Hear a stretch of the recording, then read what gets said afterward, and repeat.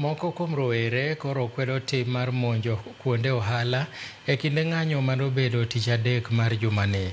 Rowerego wacho ni nitiere josiasa moko madonjore e ng'anyo mar rowere kendo tiyo gi kweth njore e rocho ng'anyo. Gijiwo rowere mag Gen Z mondo mi oti gi yore mamoko minyalo ti godo e yudo ratiro ne jogo manowito ngimagi kod yudo hinyruok e ng'anyo ma higa mokalo gi mano ma higani. Wawacho ni wan kaka Gen Z, wan kaka nyithindo matindo, wan waonge tabia mar rocho ratich mine, mar rocho ratich nyiri matindo. Waonge tabia mar donje dukni ji sama ji nie maandamano mondo wakwal gigegi. Wawacho ni gigi wan pok nwaneno. Nyaka ne wachak donje ndara, mae tim ma pok nwaneno ka timore Kenya ka. Manyiso nang'o? Nyiso ni nitiere ng'ato mobedo kamoro. Mowacho ni sama nyithindo gi dhi manyo haki gi ndara, sama nyithindo gi dhi ng'anyo ni, ma kore sama koro wadwa donjo, wadwa kwalo.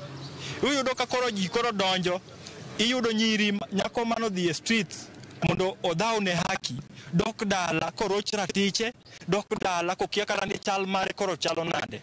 Iyudo ka duka ma ng'ato odhaw matek moyaw kata mana gi loan, otur kendo gik moko te okwal. To koro wapenjo niya, ere tiende wadonje ndara ni wamanyo haki ne jo Kenya, to e manyo haki no wayudo ka jo Kenya mang'eny wuok koinyore maloyo kako konyore.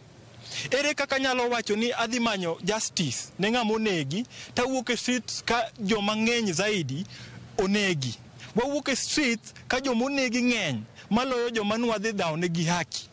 Omiyo wawacho niya, wan kaka vijende watamore wach mar ni josiasa dwaro tiyo gi duol mar ojende matindo, josiasa dwaro tiyo gi duol mar Gen Z mondo mi giyud godo mileage. Gima gitimo ni gik mang'eny odonje i gineno ka nyaka polise wainyore to polise go be gin jonyuolwa.